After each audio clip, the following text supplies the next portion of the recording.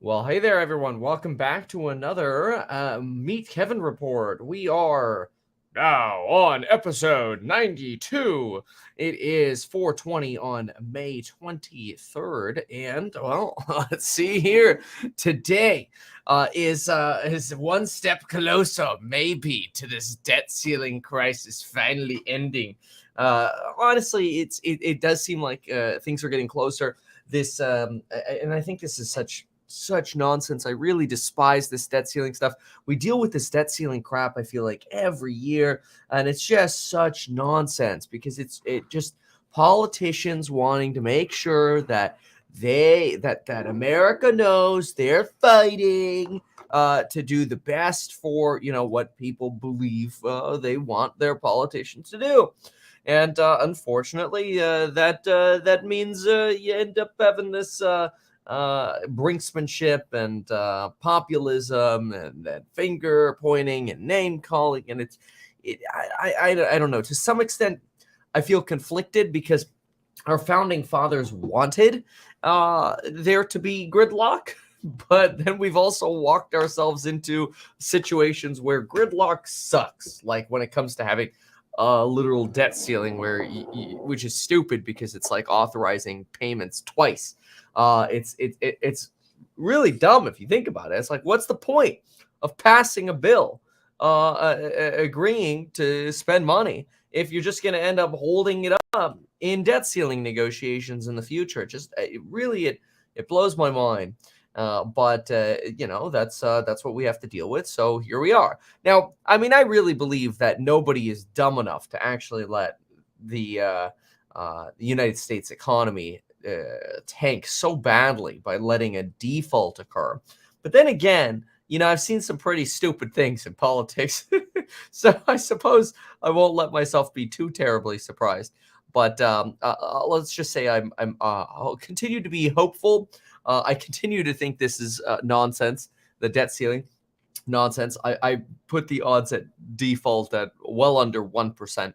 I know that would be pretty wild if we ended up defaulting, but it seems so widely impossible that I can't see a reason why it would happen beyond just, again, this nonsensical political brinksmanship. I think there'd be plenty of ways the Treasury just ends up figuring out how to stop making payments for a little bit on things that don't matter, like they did in 2011. Then you get a big media spectacle and poop show. If you don't remember 2011, basically in 2011, the government stopped paying like TSA agents and park reps for a while, and everybody was freaking out because this idea was like, wow, man, like, seriously, government, you can't even pay TSA agents? Like, this is ridiculous. This is a joke. And it was so embarrassing that we had parks basically fenced off, national, well, like federally guarded parks, like the Washington monuments or whatever, that politicians finally figured it out. But the good news is the stock market is actually doing surprisingly well in the face of all of this.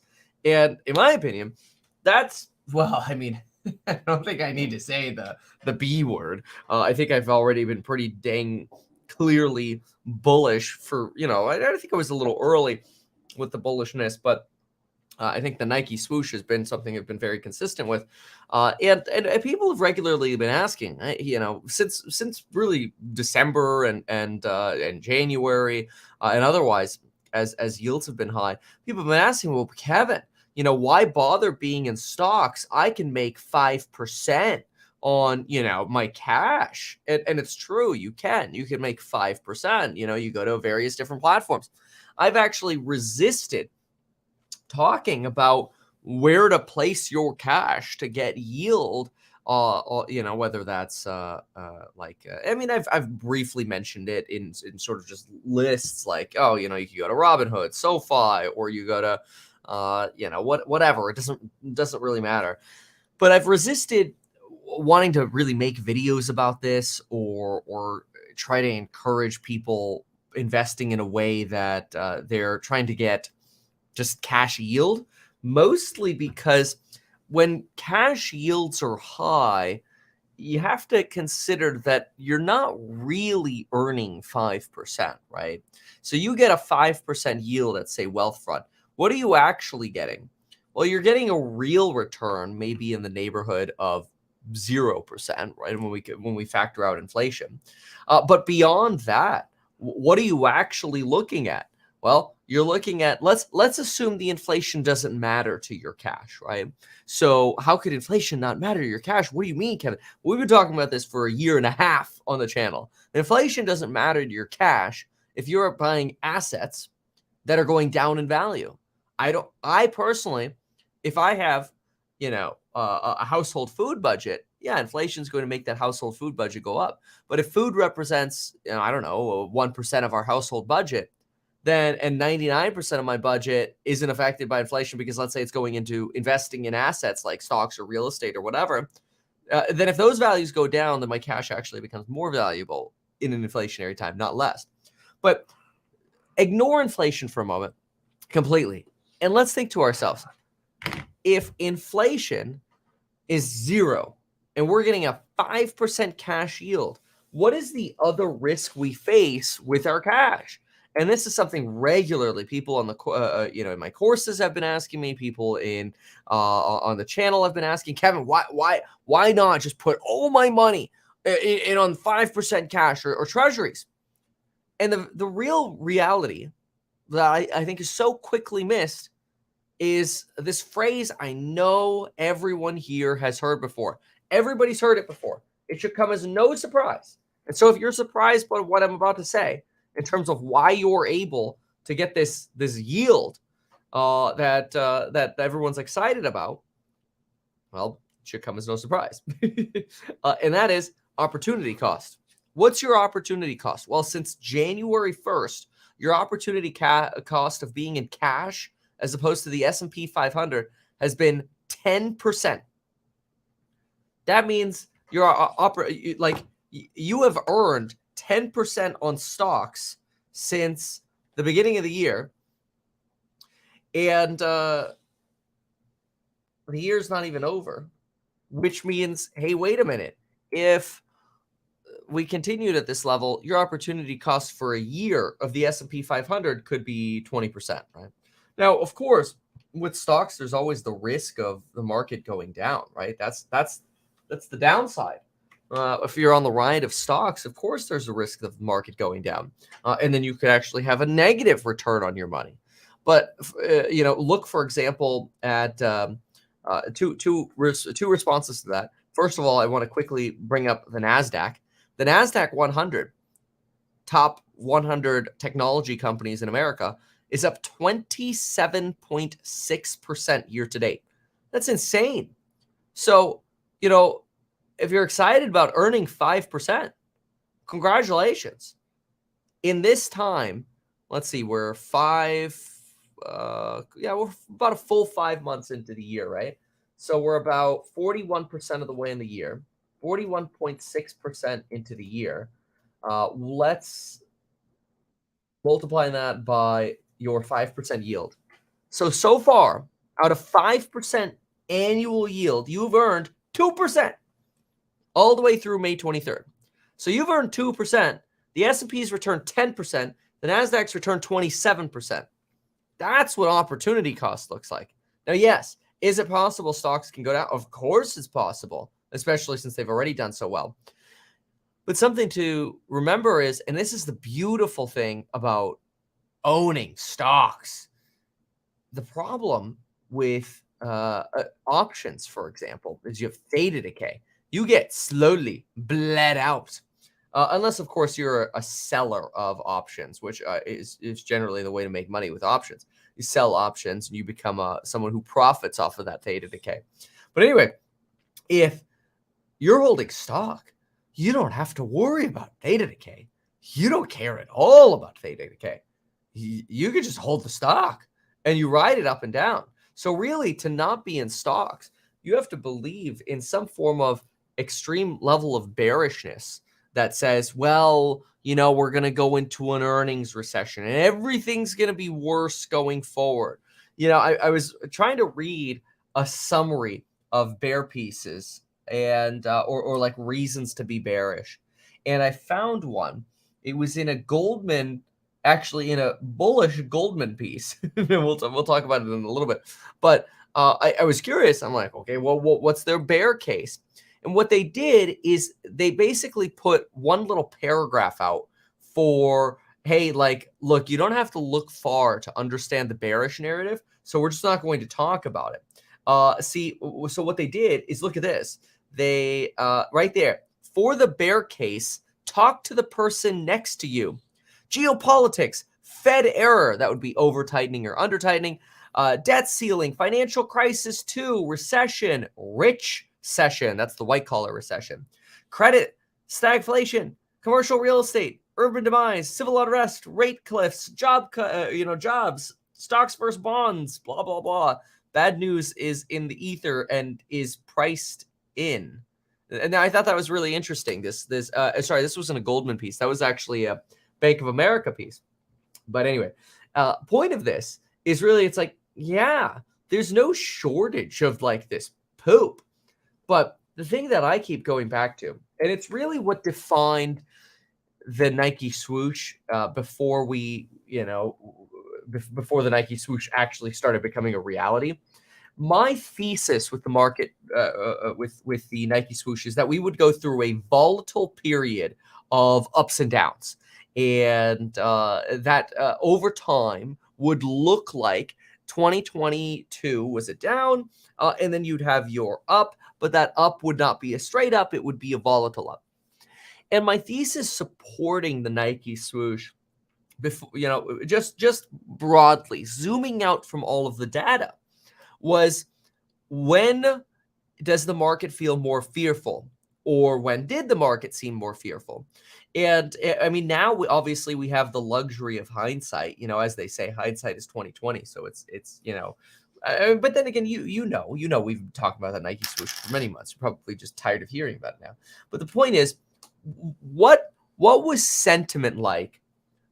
Think about this, like yourself for a moment. How are you feeling in September or August or October of last year relative to how you're feeling now? Now, that's a really important question. And I personally try to think about it. I go, well, how was I feeling? And the reality was not that great, because there was no bottom indication yet. There was no bounce off the bottom. We were still free falling, and nobody knew how far things were going to go. You had the Jackson Hole Summit. Before it, we had a little bit of optimism, but boy, oh boy, after that, not great.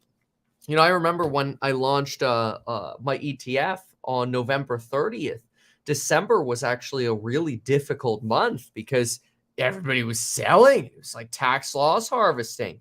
And so it was really remarkable to see just how much bearishness there was. And to some extent, it made sense, because we're looking and saying, well, we don't know. Where's the bottom? Inflation hasn't gone away yet. Do we have any faith that we've actually hit peak inflation? And it's only now that we have this luxury of looking back that, and this is going to be remarkable to say it, but it just shows that when you're bearish, how quickly things can turn on you. Do you realize that it's almost been 1 year since we hit peak inflation? Think about it. Let me let that sink in for a moment. It's almost been 1 year since we hit peak inflation. We hit peak inflation 11 and a half months ago. In about 2.5 weeks, 3 weeks, we will be 1 year away from peak inflation. That's crazy. That's absolutely crazy to think that we are already a year away, basically, from peak inflation, especially since inflation's been so salient in our lives, and it's created. We've had so much, dare I say, fear about what's going to happen. Look, I guess my thinking in all of this is just that when you're getting a 5% yield and you're like, look at all this money I'm making on my cash, there's usually a reason. And I think that's the important lesson is when you're making big money somewhere, it usually comes to an end or it comes with some form of cost. And that's not a bad thing. Like, keep in mind, in certain cases, it absolutely makes sense to be sitting in treasuries. There are some companies that shouldn't be investing in stocks. They shouldn't be gambling in stocks. There's some people who shouldn't be gambling in stocks. Look, if you're a company that's going to be buying real estate, you should be in cash, right? Because still might not know what's going to happen with real estate. I mean, think about it for a moment. We could talk about real estate a little bit more in depth a little bit later, but think about it for a moment. The 10-year treasury went from the banking crisis of 3.3% all the way to where it is now, basically at 3.7%. It's actually higher. My goodness, look, it's up again, 3.746%. So what's happening? Oh, interesting. The stock market's going up while yields are actually rising. Weird. Making real estate more expensive, putting more potential pressure on real estate. We're just now starting to get those year-over-year negative numbers. But we'll talk about real estate differently. Maybe somebody else who shouldn't invest in stocks would be, somebody who's retired, who's like, dude, I just want to lock in the 10-year treasury at nearly 4% and screw it. Like, that's great. I don't need any volatility of stocks. Just give me the money and I'll sit here and milk the yield. That's fantastic. But if you're, and this is my opinion, this isn't personalized financial advice. That should be obvious, but you never know these days. Everybody on the internet seems to get upset if you're not like super clear. But if you're 18, 19, 20, 30, 40 years old, 45 years old, 50 years old, and you're still going to be working for at least the next 10 years, either by choice or because you have to. If you're mostly just cash farming, you got to look and go, damn, screwed up for the first part of the year. Now, again, that's okay. Like, I absolutely got back into the stock market way too early, right? So, yes, in hindsight, we could probably all have done something better.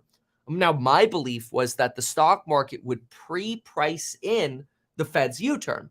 Remember when I sold, I said in January of 2022, that you want to get back in the market when the Federal Reserve U-turns, because the Federal Reserve U-turned in 87, February of 2009, December of 2018, March of 2020. You also had the March of 2003. I skipped over that one. But every time the Fed U-turned and marked at the bottom of the market, and this was sort of your broad shift in strategy, marked the bottom of the market, and the market did a lot better. That's obviously led a lot of people today to say, okay, but maybe that hasn't happened yet, and that means the bottom's still ahead of us. Or we know that the problem isn't actually fundamentally a broken economy, it's just inflation. And since inflation is basically peaked a year ago, people are like, well, as long as the economy can just get through for a little while longer and the Fed pauses, maybe we didn't actually overtighten. So long and short of it, my thesis was, okay, well, if the market comes to expect that the market rallies when the Federal Reserve U-turns, and the entire market knows that this time around, then what will happen is you'll actually end up seeing the stock market recover before the U-turn under the assumption the U-turn is coming.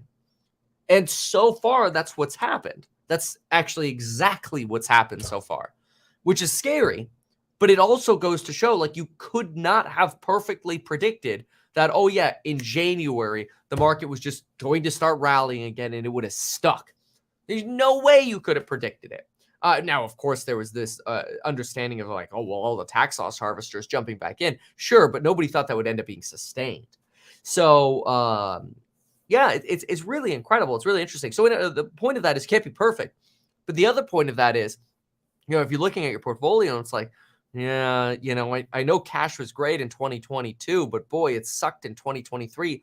That's also potentially another lesson, is usually the assets that do really, really well one year don't do that great the next year, because fund managers are trying to find alpha. Have you ever heard of the website Seeking Alpha? Yeah, that's because they're looking for alpha. They're legitimately looking for ways to outperform the market. That's what alpha is, your outperformance of the market, beta adjusted. Anyway, long and short of that, it makes sense to some extent that stuff that did really well one year isn't going to be the next pitched thing the next year. You've all seen The Wolf of Wall Street, right? Everybody's seen The Wolf of Wall Street. And what's fascinating about The Wolf of Wall Street is remember when what's that guy? Is it Matthew McConaughey? Yeah, I think it was McConaughey. He's like, you know, you always have another idea. You never let them out of a trade. It's something like that, right? You always have another idea. That's how I feel like the real suits on Wall Street are, because they have to be. That's not to just bag on suits. It's just that's just the business. It's like, all right, cash did really well last year. What do we think's gonna do really well this year? Well, you have to pick. Okay, great. It was tech and AI and stuff that was massively oversold last year. Could it continue to do well? Maybe, just maybe. I mean, we'll see with Nvidia earnings, which I think is propped on a pedestal right now, a shaky pedestal. But we'll have a video on that probably later today, not from this live stream, but I expect to make an Nvidia video later today. So sort of just an earnings preview video. But anyway, yeah, it's a really fascinating time and a really fascinating market. And I think it's always good to sort of self-reflect. The nice thing about you is, you don't have to be public with your portfolio and your decisions and your successes and mistakes. It doesn't matter. Celebrate your successes, forget about mistakes, and just move on and try to do better going forward. It's difficult now because it's like, now, and this is the conundrum. This is probably the hardest part. And I feel bad for anyone in this situation. If you've got a bunch of cash and you're like, all right, Kevin, you're right. Too much cash. Had too much cash. What, do you buy stocks now? And now it's like, oh, well, anything can happen in the next, in the next few weeks here. I mean, ignore the debt ceiling for a moment. But I mean, just look at like retracement levels over here.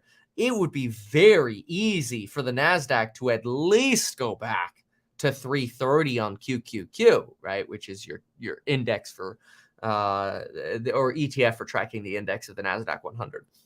One of them. You could easily go back to 312 or, can you go back to 290? That's probably a little bit more of a stretch, but look, you've got some downside. Yeah, we could go up to 348, but so what's the upside? Okay, well, 348 divided by 337.64, you're at a 3% upside. 337.64 divided by, if we go to, call it 312, okay, new number is 312 divided by 337.2, 7.5% downside. It would be horribly frustrating to go from cash now to like the NASDAQ and then it ticks down. But it'll also be frustrating to miss it if it keeps going like this. So it's very frustrating. And I think that's another lesson that we want to think about is when we're in cash, the hardest thing is figuring out, well, when do you pull the trigger and deploy? When looking at the stock market. Because you just don't know. Probably Vanguard says that statistically the best thing to do is lump sum invest. But psychologically, most people find it's better to take your cash, divide it into, let's say, 10 buckets, and just DCA, dollar cost average, those 10 buckets. So, you put one 10% bucket in. And then if the market goes down, great, throw in another 10%. Market goes down more, another 10%. Market goes down more, another 10%. Market goes up, maybe wait or go in, whatever, right? It's a really weird time, but I'm happy. I'm grateful that so far things are going well with this thesis. But I want to be humble enough to say we don't know what the next leg down could bring. Everybody's talking about a Q3, Q4 recession. If we get sticky inflation that encourages the Fed to hike more, or we have to basically price out the idea of rate cuts, then maybe there's some downside. If we really are going to have this earnings recession, which I feel like many companies already had, sure, maybe there's some downside. But I'm not convinced that an earnings recession isn't already built into valuations that we've seen here. The earnings recession seemed to be most feared here. And it's almost like markets pre-priced in the bad earnings of 2023 here. They got out before 2023. And that's really what we saw widely. So now it seems to be okay, buy the dip on everything is what it feels like, which I understand to some extent feels like ludicrous.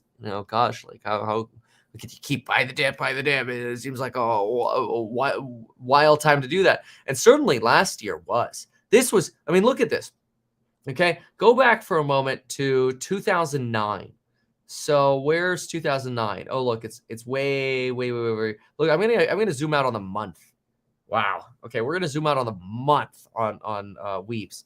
Oh, it's gonna take. I should have just left it on the week chart. All right, whatever. It'll come up in a sec. But anyway, your opportunity to buy the dip was fantastic between 2009 and, quite frankly, end of 2021. You could just buy the dip. And the market just went right back up within the next month consistently. So buy the dip worked for, what is that, 11, 12-ish years? And then you have one bad year. And all of a sudden, everybody's like, buy the dip sucks. Buy the dip is stupid.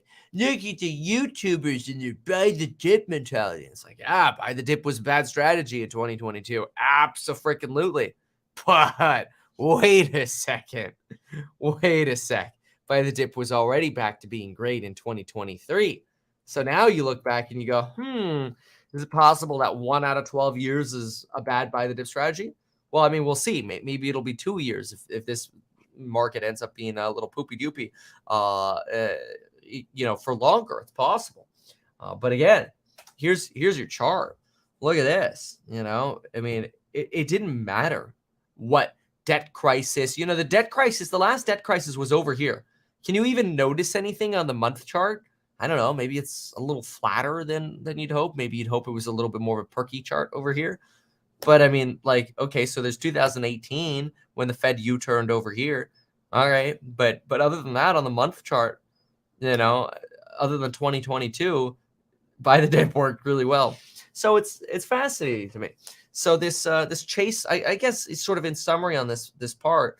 The important thing to remember is there is a real cost to cash yield, and it's the cost of your opportunity. That's the problem. See this, and this is you know how many times I've heard this. I'm not blaming you. I'm not blaming you. I know you're just the messenger. Your name is literally the messenger. I appreciate you being a channel member over here, but this fear over election cycles, I've just never actually seen it be the catalyst for the stock market doing anything in particular. It was never an election that did it. It was the housing crisis of 2008, the dot-com bubble of valuation implosion. But then look outside of those, or COVID, right? But then you look outside of those. 2020 was a really contested period. Nobody cared. The stock market had like 2 weeks of heart palpitations. Oh my gosh, what if there's a contested election? Oh no. Nobody cared in terms of the stock market. 2016. Oh my gosh, Donald Trump won. If everybody's like, if Donald Trump wins, we're going poopers. Nope.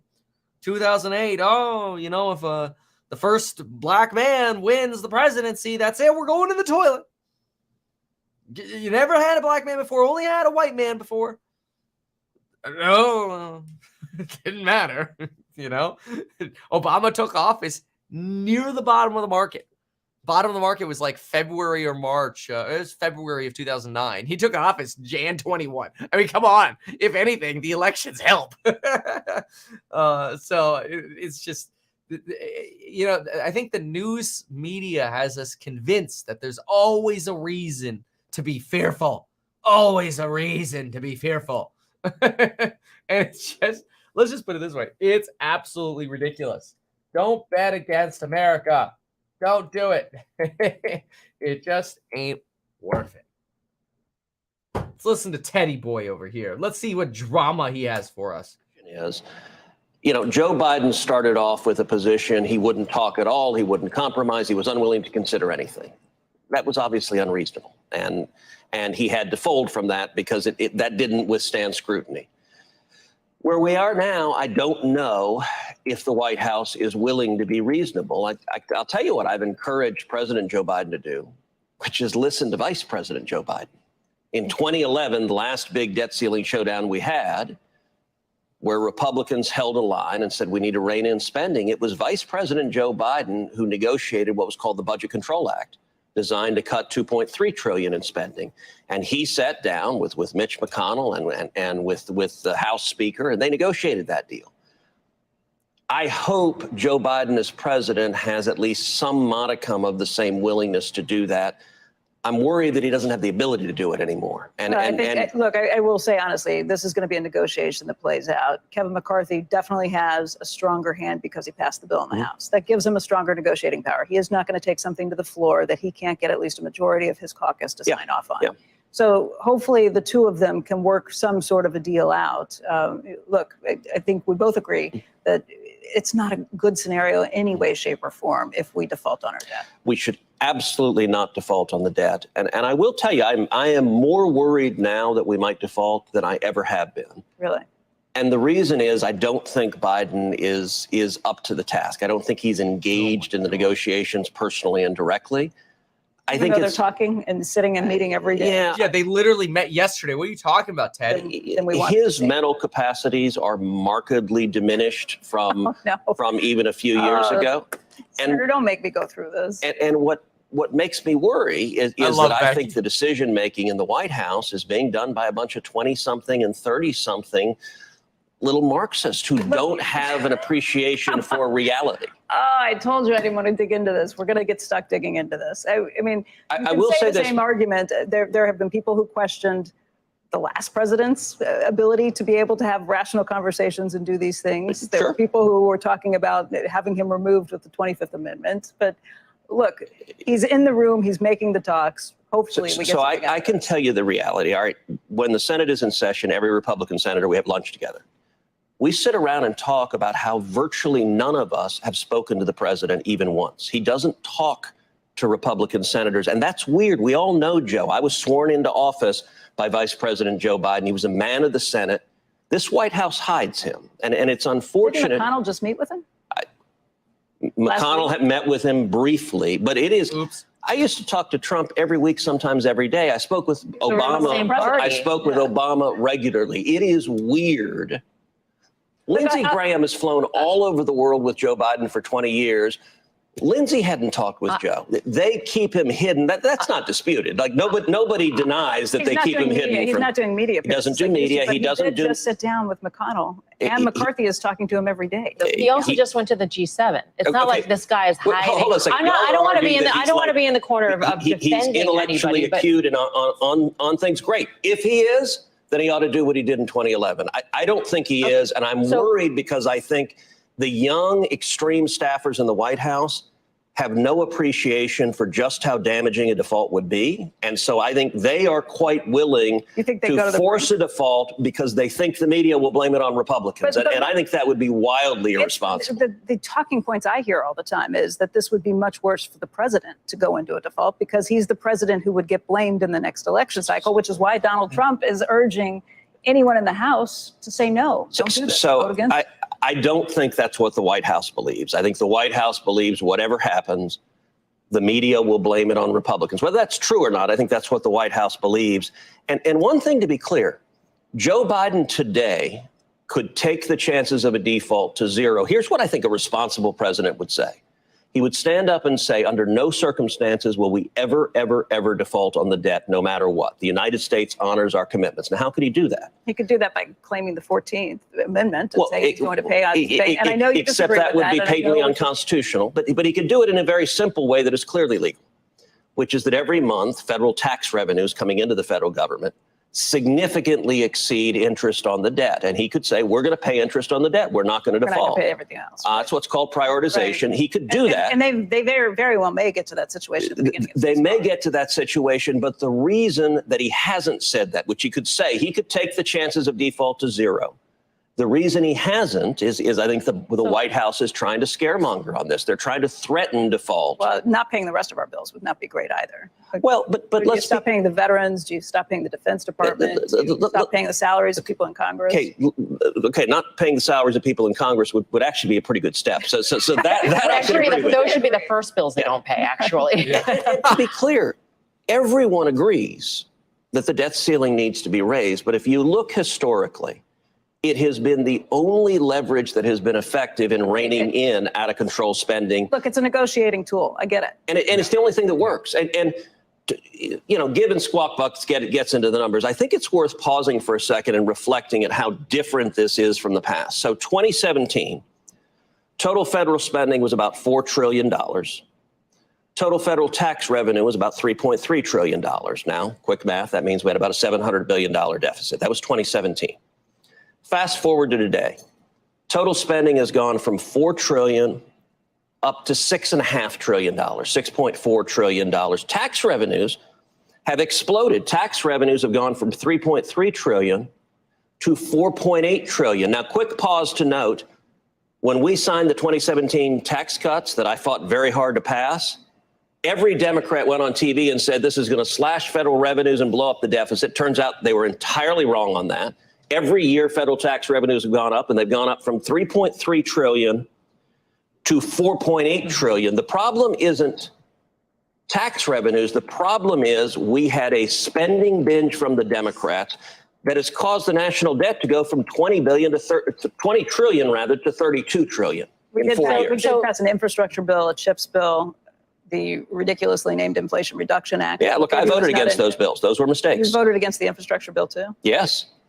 Okay, so there are people who would say even once we get through that, you got to cut the spending back because those are long-term projects that maybe even if they were in need of spending. And by the way, if the infrastructure bill had focused on actual roads and bridges and infrastructure that we need, I would have happily voted for it. The problem was it was filled with all sorts of goodies for special interest that had nothing to do with real infrastructure. So you said it, Squawk Box saw that the numbers, Yeah. so is CNBC. So the S&P 500 is at 4,200. There seems to be a firm belief in the markets that a deal will be reached. It sounds like you're saying to market participants, brace yourself because we could actually go to default. That's a scenario that we are not pricing into the markets right now. I agree. And listen, I think a deal will be reached. I think at the end of the day. So even though you're saying Joe Biden's not going to be the vice president of 2011, you think a deal is going to be reached? I think a deal will be reached, but I worry that the chances of a default are greater than they ever have been. I worry that this White House is reckless enough to force a default. I don't think that'll happen. I think that's less likely than not, but the odds are higher than we should be happy with. Let's switch to technology. We were just having Well, the discussion about what happened, yes. We'll respond to some of these things as well in just a moment. Sure, of the Pentagon being bombed. What else can you imagine under the scenario? How do you stop it? How do you make sure that this is not going to be something that we have to be worried about every day? Oh, look, it's a brave new world we're in, and it is frightening between technology, the technology of deep fakes, between where AI is going. It's just going to be a very dangerous environment for the foreseeable future. And we're going to have real skepticism to almost anything you see to make sure it is real and accurate. It's not going to be that hard to suddenly have video of some politician saying something they never said, or somebody, people doing things that never happened. And so it's going to be incumbent on, it's actually why I'm a big believer in free speech, that if you have lots of people engaged, you can have real-time fact checking. You remember one of the first big instances of this was Dan Rather back in, I guess it was 2004, where he had 60 Minutes, this big expose on George W. Bush with these documents. And, this was one of the first instances of, I guess it was a bunch of, bloggers in their pajamas who noticed the documents that he claimed to have appeared to be fraudulent. And it ended up within a couple of days revealing that they were fake and fraudulent documents. That was one of the first real illustrations to me of the power of the community of folks online being able to point to facts and correct them. And with new technology, we're going to need to do that. It's easier to do that when you have a limited number of news sources and a bunch of people fact checking them, when everybody is a news service, which is essentially what you have on a lot of these social media apps. That becomes Yeah, it's how something can get faked and spread instantaneously, and before you have the time to fact check it. You know, the stock drops significantly. She's awesome. There's questions about security, something along those lines. And I'd say yes and no. I worry about what has happened to much of the media.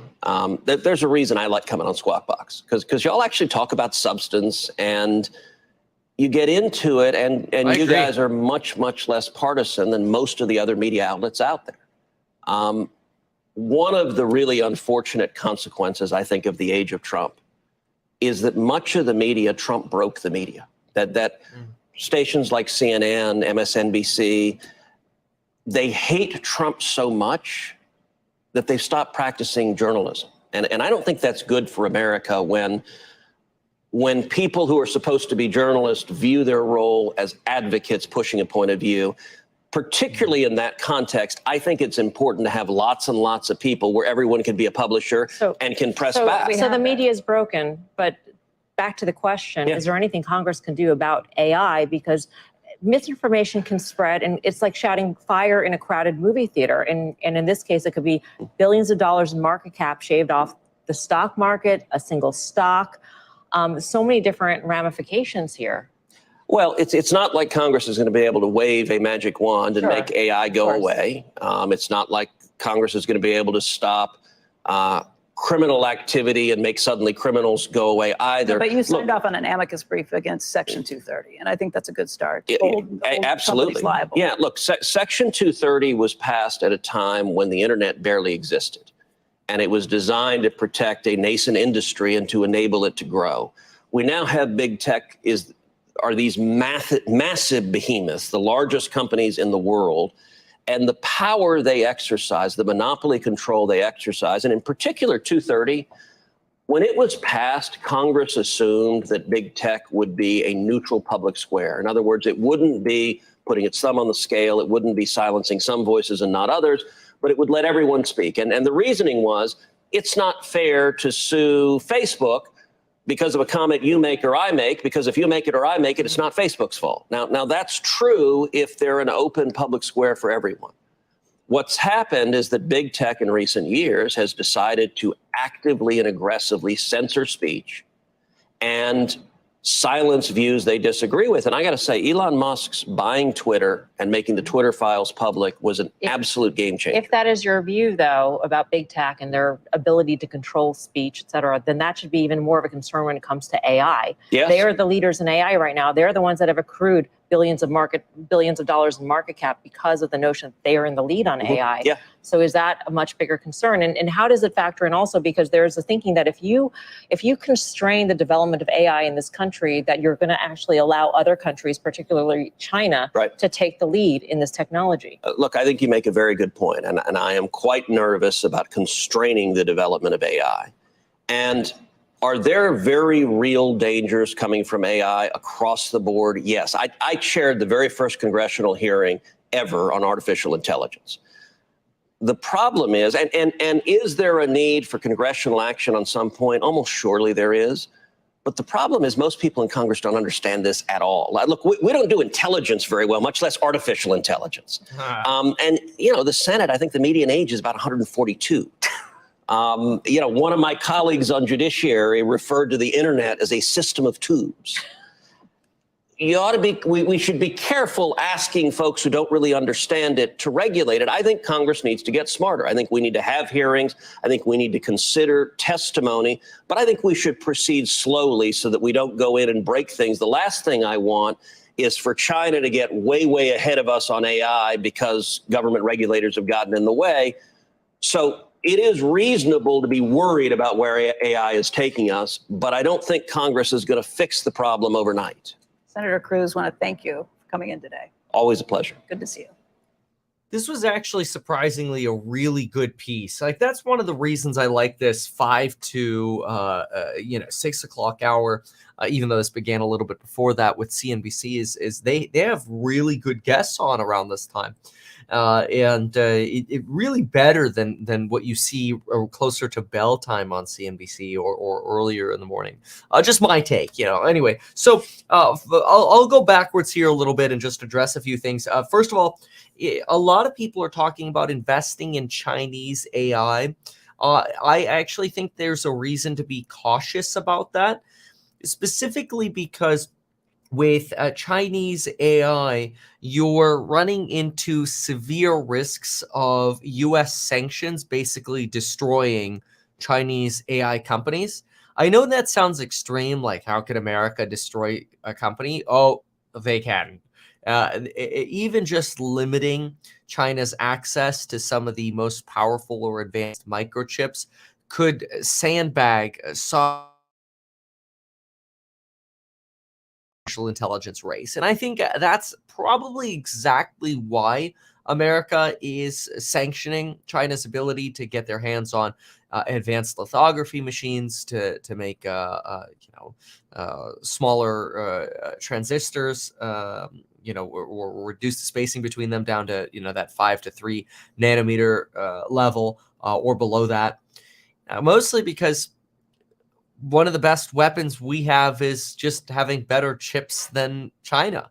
I still refer to China as the teenager of the global stage, where China's kind of coming into its discovery of its sort of like power, like, I'm a big, he had like, I went to the zoo last week. I went to San Diego with my kids, Lauren and I, and they're teaching the kids about the gorillas, and it's kind of like the gorilla teenagers. They get really aggressive because they're just coming to realize how strong they are, but they don't know what they're doing, so they're constantly like hurting themselves and stumbling over each other, and they have to kind of like realize how strong they are. And to some extent, it maybe a little bit feels like China is kind of like that. And so personally, I can't invest in China because I don't understand, like it's a totally different culture. So I don't understand how to even analyze what companies would do well with Chinese consumers. So this is why I've always stayed away from China. But also I think that the United States and Europe will probably make it their mission to continue to sort of keep a boot on the neck, or maybe more appropriate, like keep the gorilla of China caged a little bit, basically limit their ability to really explode with artificial intelligence relative to what I think American companies will be able to do. Keep in mind as well, just sort of on the topic of China, Joe Biden's suggested potentially some softening relations coming with China. I really believe this is because they have to. China's GDP is coming in or is expected to come in substantially lower than what they've been growing at the last like 2 decades. They've been growing at somewhere around 8.9%. Now their GDP will grow somewhere around 5%. And they're trying to stimulate their economy to grow more because they want that growth. The United States has way more partnerships around the world than China does, and they're potentially way stronger. I mean, think about American alliances are not just trade partnerships, but they're defense partnerships. Sure, China's got their Belt Road Initiative, and they've got some friends in Pakistan and North Korea and maybe Iran now after their negotiations with the Saudis. But I mean, when you look at, and then maybe you could say Russia, but I mean, what kind of friend is that? I mean, that's the loose cannon friend. You're like, just leave us alone, but maybe settle down. China really ought to condemn Russia. But I don't want to go like super deep here on China, but really, if you think about it, it's tough. It's tough to argue that investing in Chinese chips or AI is the best move when the international community is going to do everything they can to limit Chinese growth. Now, then you wonder, like, okay, well, how much of that is already priced in? I don't know. You have to figure that one out. But then again, trying to underwrite Chinese stocks with their public filings relative to what we have, and I'm not saying that companies with public filings over here are not shysters. There are plenty of reasons to think that companies with public filings are shysters. Like, just look at not to mention any names possible. But yeah, so going back to Ted Cruz's argument, I'm not terribly worried about Chinese AI as an individual, mostly because I actually think that Congress We'll give him credit there, and the international community will already cage in China. So that leaves me less worried about that. It will be interesting to see how regulation evolves for AI here, but that'll all come in time, probably too late as it usually does. There's already research now that AI is getting more attention than Bitcoin has been getting over the past 3 to 4 to 5 years. I find it very interesting because the stock market's been trending up, but Bitcoin really has. I mean, Bitcoin had a really nice run there. So yeah, we're at 27.3 right now. So it's done very well because it's nearly doubled, right? I mean, we're at 15 something. So maybe it's just on its natural break, so to speak. You go to the 1 year. Yeah, we're about at the same level as the 1 year on BTC right now. But at the start of the year, we were at 16.9. So I guess Bitcoin's doing just fine because if you think about it, it's outperformed the other indices. 16.9, yeah, it's up 61%. It's way outperformed. It's basically performed like a tech stock. Not the Nasdaq though. Nasdaq's only up like 27%. But anyway, this debt ceiling, just to sort of finish that. It's interesting that Ted Cruz argues that Joe Biden should come out and declare that America will not default. And this is what I just so much hate about politics. It's literally what Joe Biden has done. And I'm not here to like shill a party or Joe Biden or whatever, but of course, if you're Joe Biden, you're like, we will not default. And then the Republicans are like, man, if only Joe Biden would come out and say we will not default. It's got to suck being the president because you're just like, dude, I literally just said that. Man, if only he would just say it. It's like, but I think that Ted is, the talk was good, but I think there's a little bit of extremeness in this idea that, the quote unquote 20-year-olds in the White House are willing to let the government default. I'm not that skeptical. Do I think that Joe Biden is at 100% in that mental capacity department? No. But I do I think that like somehow woke leftists, 20-year-old staffers are running the White House? I mean, hopefully not. I mean, nobody knows. But I don't think that would lead to a default. I think that's a really weak argument to say that, oh yeah, woke leftists who are 20 years old are going to be willing to gamble our entire economy on this debt ceiling negotiation. It doesn't sound like the negotiations are going that badly. And this is why, earlier we started on the debt ceiling. I'm like, this is just so annoying. But really, I mean, every day it's like you'll get Republicans walked out. And then like a day later, things are better. Or like Kevin McCarthy on Sunday, Joe Biden should be here instead of at the G7. And it's like, dude, the presidents are always at the G7 meeting. The United States president has never missed a meeting of the G7. Because if they did, it would be G6. Okay, well, has there ever been a G6? No. So the United States president has never missed that meeting. And then over the weekend, you get Kevin McCarthy. Well, Joe Biden should be here instead of over there. It's like, that's a popular thing to say, but like, you can't all of a sudden stop the global calendar of events, because you want to sit down and duke things out. And then sure enough, they end up sitting down and had progressive talks. So I don't know. I think Becky Quick really held a good discussion here with Ted. I obviously it's a lot of it's party talk, but none of this was particularly scary. And I don't know what to say other than that. not scared. Maybe gain the lead.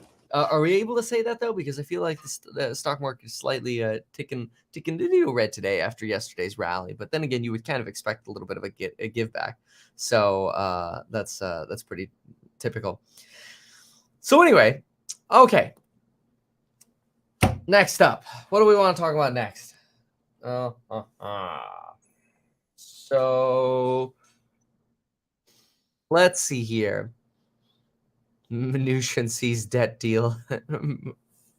Wonder what he's been up to. I know he started a fund after his role as Treasury Secretary. Boy, it's so weird. Now it's such COVID times. Treasury Secretary Mnuchin. All right. So let's say, let's jump into this piece from Bank of America on S&P targets and some updates on where the market might be going. And then we got to talk some real estate too. We'll talk some sense into good old real estate. Ooh, I haven't done that in a minute. So, all right, let's get started with that. Anybody have any question? Oh, here's HS Cadre really does not like Ted Cruz. It was only a semi-informative interview because Becky kept pushing the issues and questions. Becky's good. She's great. Let's see here. I think Grandpa Joe has Alzheimer's. Some of these comments. Oh, China has the real pricing power. Stop it. I disagree. Oh, did I freeze there for a moment? Sorry about that. Well, thanks for sticking around. Oh, I turned off the ad button, so hopefully you don't get any ads during the actual live broadcast of and Melissa Lee's good. That's true. Yeah, but anyway, if leveraged ETFs are really scary, just because I mean, think about it. I think I did the math once. If you lose 90% on leveraged ETF, you have to return like 1,000% to get back. It's crazy. Because think about it. Let's do an example really quick.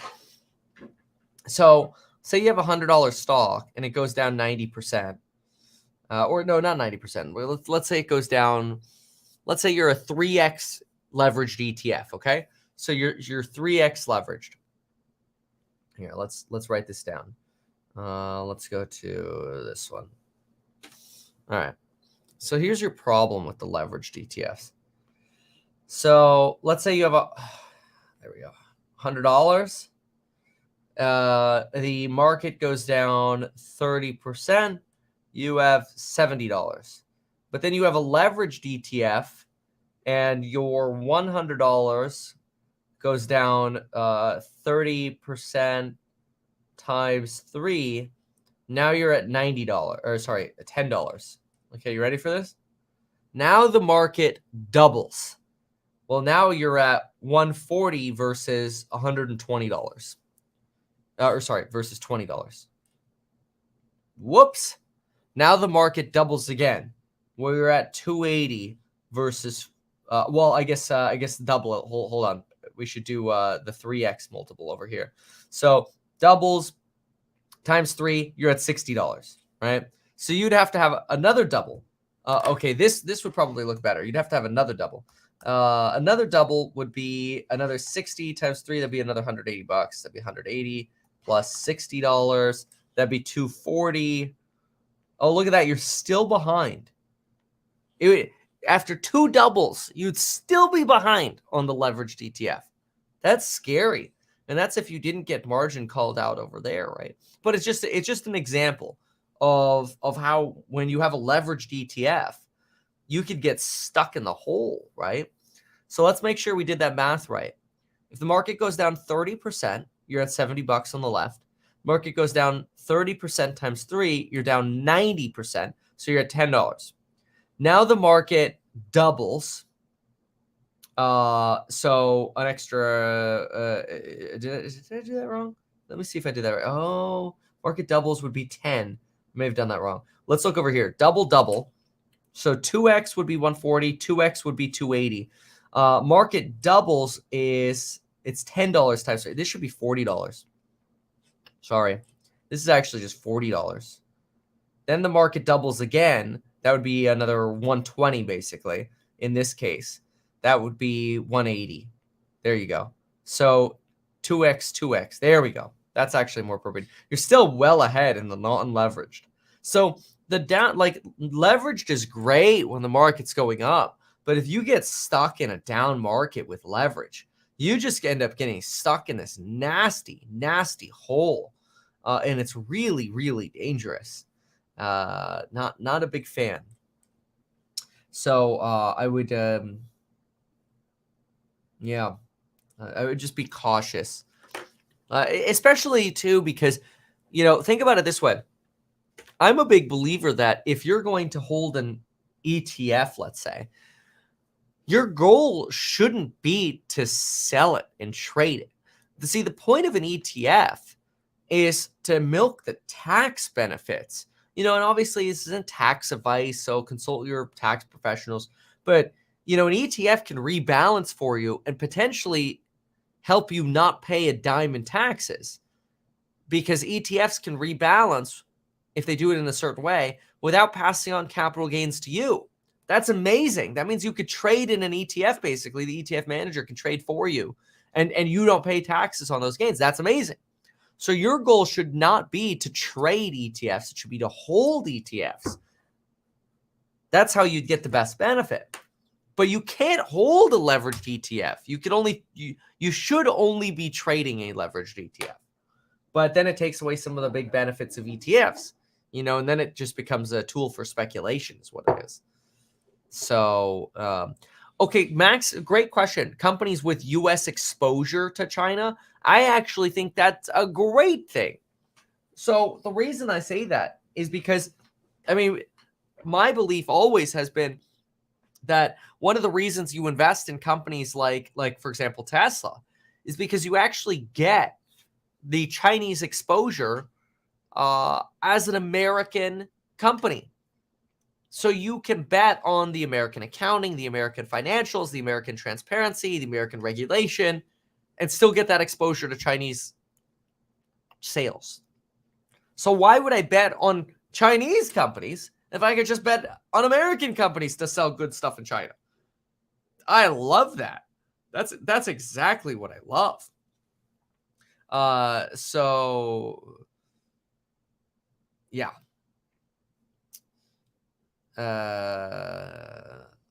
Housing stuff is cheap in South America. Well, of course. Of course. All right. So MSCI is pretty good. World Index. IRA account, that's true. You could trade tax-free if you trade in like a Roth, for example. I think that's a great idea. I'm a big fan of people maxing out their Roth. The downside of maxing out your Roth is you usually delay your interest in buying real estate because you think, oh no, I have to sell my Roth, because that's often what people's down payment money is. But that's okay. You could withdraw your principal from a Roth without tax implications. It is a perfect opportunity to use the tool of a Roth as basically your shelter until you're ready to buy real estate. And I've mentioned this for over a year now. I don't want to sound redundant, but I really think that either the housing market will be kind of flat or teetering as the stock market, and maybe even down a little bit, as the stock market is roaring. That's all part of the whole Nike swoosh thesis, which I think is incredible. But it sets up for, I think, probably better opportunities to come in real estate. We'll talk about real estate maybe a little bit more later. HSAs are amazing. You just need a high deductible health plan.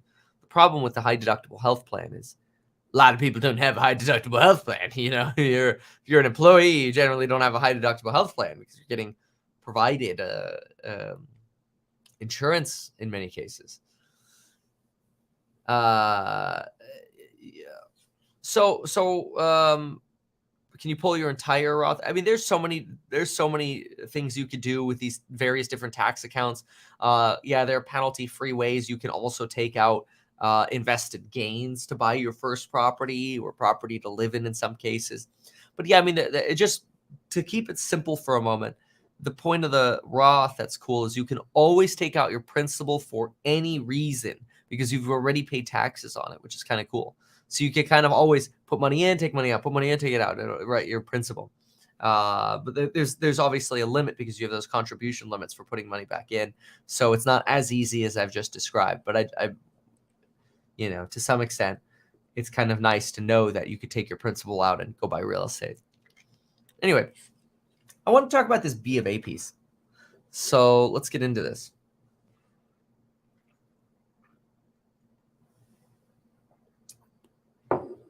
Nike swoosh is looking more like a Nike V. Well, I mean, that's not a bad thing. All right, what do we just talk about? Leveraged, ETFs. What else do we talk about?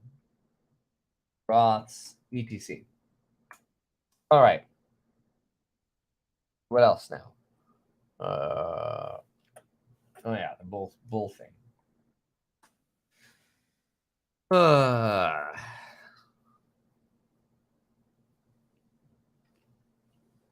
right. There we go. Well, Citigroup just came out and indicated that $21 billion in new long positions have been added to the S&P 500, and this is a lot of really one-sided betting. And it's leaving a lot of people wondering, is the stock market stupidly euphoric again? Are we yet at another one of those points in the market where the market is just detached from reality?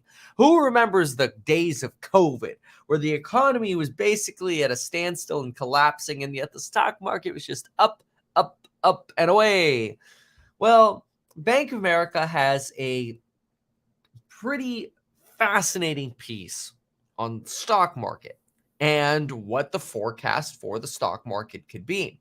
And even though to some extent this forecast and this piece that we look through might look, to some as relatively one-sided, it's worth noting they're really only projecting that the S&P 500 will rise another 2.3% this year at the end of the year. And who knows, that could mean there could be a dip between now and then. But what I really want you to pay attention to is what they're specifically referring to as to why the market could do something unique here.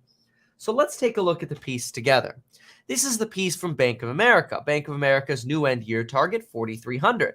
Okay, 4,300 again represents about a 2.3% increase from where we sit today. So it's actually not that big of a deal. That means, with the S&P 500 up 9.9%, you've already had most of your gains essentially for the year. Is what Bank of America is saying here. Although they do indicate that the stock market could actually fall to 3,900 or rise all the way up to 4,600 in a range. So now what I'd like to do is look at some of the views they have here, especially on multiples and valuations and otherwise. So they argue here that the era of easy money is behind us, and that today corporate America is focused on efficiency, automation, AI, productivity, which definitely reminds me about this program on how to make more money and get SH19 done faster featuring AI, which, remember, we're releasing that on June 1st, and then there'll be a massive price increase for those programs on building your wealth. But anyway, take a look at this. They start talking about multiples and how multiples for the S&P 500 are high, but multiples have been even higher during prior crises. Now, I thought this was fascinating, this comparison, because right now the S&P 500 is sitting at about a 21 times multiple. But one of the reasons the multiple is high is because earnings are lower. I want you to just visualize that for a moment, because it's easy to get lost in that, especially if you're half listening. So let's simplify that, okay? Let's say you have a stock that trades for $100 and you had $5 of earnings per share, last year, let's say, trailing 12 months. Well, that puts you at a 20 times multiple. But let's say last year your earnings were depressed and you actually expect your earnings to be $7.50 today. Well, then your forward-looking PE basically is 100 divided by 7.5 is actually 13.3. So one of the problems in a recessionary time is multiples are a dangerous tool to use during the period of low earnings, specifically because the earnings numbers are lower. So you have to keep that in mind. So look at this when we compare to prior lows in the stock market. What did we end up getting? Well, look at this. In COVID, we were at 23 times EPS at the low, And during the great financial crisis, we were at 28x, which means we actually weren't as potentially, we're not actually as highly valued as we were then, which I think is quite fascinating. Here they make the argument that there's plenty of bad news. And I love that they said in the title, talk to the person next to you to see the bad news. And it doesn't surprise me because people themselves seem to be very bearish right now. Like when I walk around the neighborhood, people are like, Kevin, I saw your videos and some other videos. Should I buy gold and silver? And the more I hear that, the more I'm like, well, that's how regular people feel right now. I want to be bullish stocks. You want to be a contrarian. And so far that's paid off this year. But anyway, I like this. Listen to this. Current valuations are not low, but rarely are low during profit recessions. So think about that for a moment. Bank of America is making this argument here that, of course, valuations are not low. Like nobody's here trying to argue that, oh, everything's like way, way cheap right now.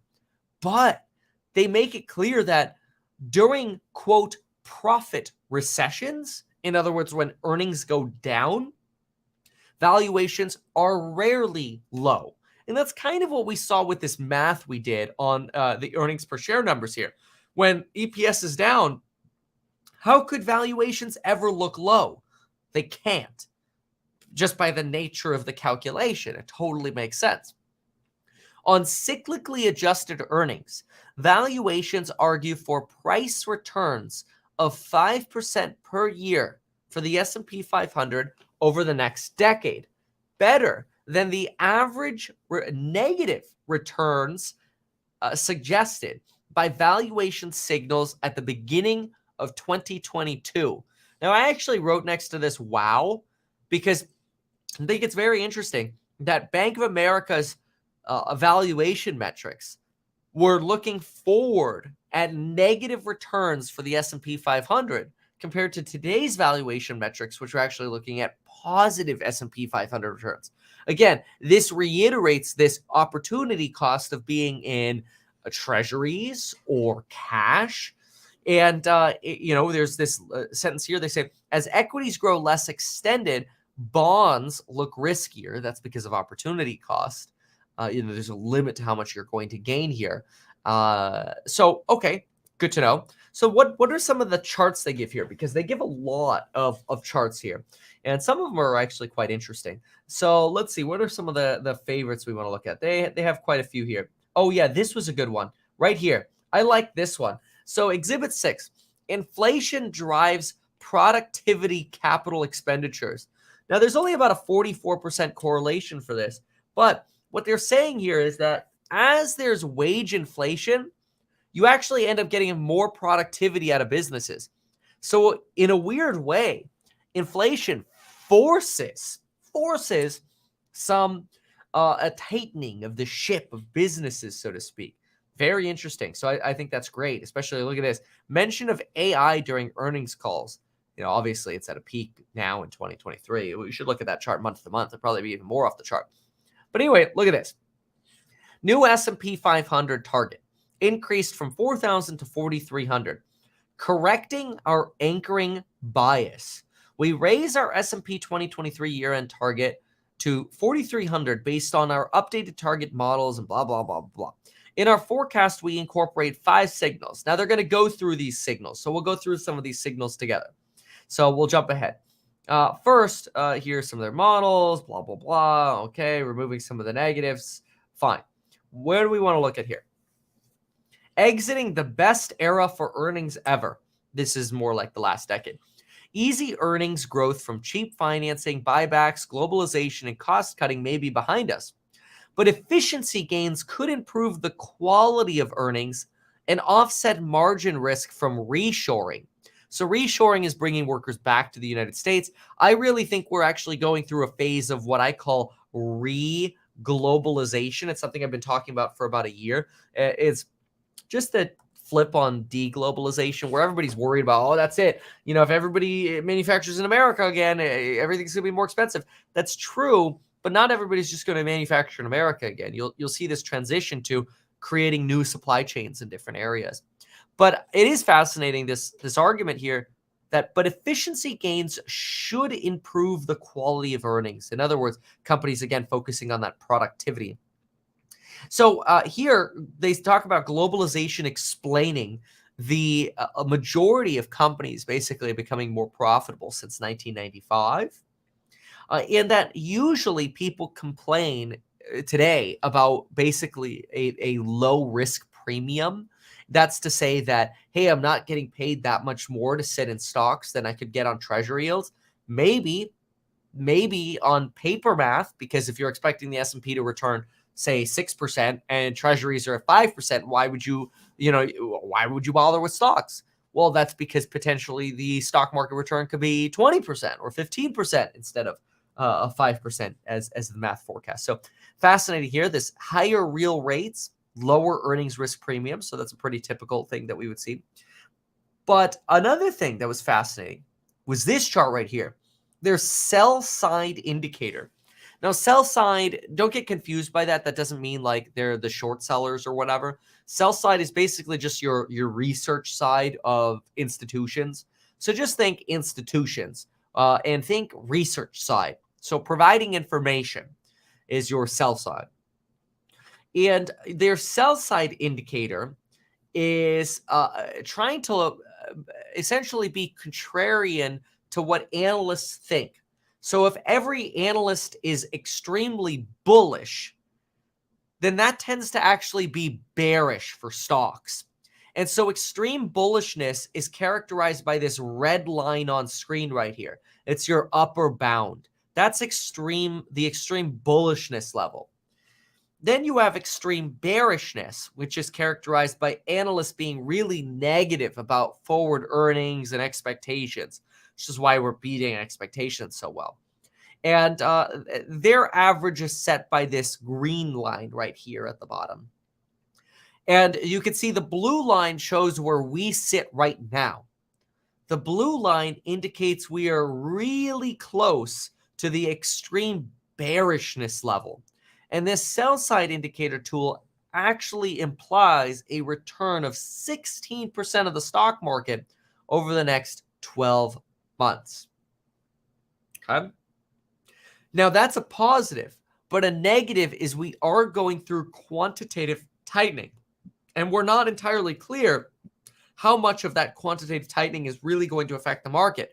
Some are arguing that tech stocks did well because of the money printing, basically temporarily during the banking crisis of March. But then again, the stock market returned, it seems like most of its returns before the banking crisis, in the first 5 weeks of the year. And then more recently here, as the balance sheet has started reducing again. So I'm not convinced on that one. Long-term valuation model, their 10-year forecast projects S&P 500 gains of 5% per year, actually 5.4% annualized returns over the next decade at a 21 forward. Okay, what is this note here? They left a note here. I didn't read this note. We extended our long-term valuation model back to 1950 to determine whether valuation predicted returns during different macro environments, had any support or whatever. Our measure of normalized EPS is based on long-run linear regression. Fine. Okay, this is more of just let's see here. Valuation was a strong predictor of 10-year forward returns in most decades. However, rising rates and amid inflation and rate shocks in the late 60s and early 80s. Including rising rates and amid inflation and rate shocks. So in other words, valuation was a strong predictor of 10-year forward returns almost always, with the exception of the mid to late 80s and the late 90s. I don't know how useful that is then. They're cutting things out here. So here they give you a little bit of a chart view of the 10-year yield and CPI. Here is that valuations measure, where usually, this is interesting. Yeah, look at this. You can see this blue line here, forecasted 10-year returns, pretty well aligns with the actual returns, with the exception of 86 to about 95. You had this weird gap right here, and then you had this almost perfect merger again. And then, of course, there's this 10-year lag and that's why this line ends right here. But anyway, rising rate environment, fine. Let's see, falling rate environment, fine. Go for the gusto, equal weighted S&P 500. So what do we got here? We're relatively neutral on the market cap weighted S&P 500, given its high exposure to long duration growth stocks. So there's still a little bit of a bear on probably your big names like the Apple, the Microsoft, the Amazon, Facebook, I would imagine to some extent Tesla. Concentration risk, 7 stocks drove the entire gain of the S&P 500 year to date, on top of 5 stocks, let's see, representing 22% of the S&P 500. Yeah, the ones I just mentioned. Apple's market cap surpassed the Russell 2000 in total. Wow, this is pretty remarkable. Extreme concentration remains, or risk remains in the market. Well, yeah, here's your Microsoft, Apple, Amazon, Facebook, and your top 5 companies at 22% right now. So really dragging that S&P 500 up. So it seems like they're big fans here of diversifying. But they argue for a bigger upside to consensus price targets for the equal weighted index, pointing to the equal weighted index leading the cap weighted index. Okay, this is relatively nominal difference, but they're really trying to say, forget this fear about a recession. Instead, focus more on diversifying and not just concentrating on those top 5 names in the S&P 500. Another reason we are more positive on risk versus safety is the fact that the U.S. regime indicator is waffling between downturn and an upturn. Okay, well, and when you move from downturn to upturn, you should see some bullishness in the market. Okay, interesting. So this is a B of A piece, and it sort of aligns with Citibank making news this morning, talking about $21 billion flowing into the market. There is a lot of enthusiasm for being a contrarian and looking at what the analysts are saying and realizing, okay, well, if analysts are mostly bearish and calling for this earnings recession, maybe it just won't be that bad. Probably my favorite piece from this is right here. This transition from where we sit as relatively close to extreme bearishness, and how that's a pretty good leading indicator, as well as the lesson on valuations. I think the lesson on valuations is so important because so many people, especially if you just look on Twitter, just talk about, oh, well, the PE ratio. Okay, well, what earnings are you using? Are you using 2022 earnings from the whole, or are you using end of the year 2023? It's quite fascinating when you look at the difference of those numbers. So I encourage considering that in your analysis. This is why personally, I give you sort of my hint. What I like doing is I like looking at a PEG ratio and understanding, okay, well, what is something trading at relative to its growth that we're projecting? And to get through some of the craziness of this earnings recession, I like to get out of 2022. And what I'm looking for is what are we looking at for the end of the year? So for example, Enphase is looking at about a $5.52 EPS by the end of the year. And Enphase right now, let's say it's trading for 165. That's what I remember it trading for yesterday. It might be a little bit higher. So call it 165 divided by 552. That puts you at about a 29.9, call it 30 times a PE ratio. Well, their growth over the next until 2027, so that'd be 5 years, you're looking at an average estimate here of growth of, that's probably about 18%, but let me do the math really quick. 32.8 plus, and I go with growth after the end of the year. So that would be 24, 25, 26, 27, divided by 5. It's 17.5%. Okay, I was pretty close.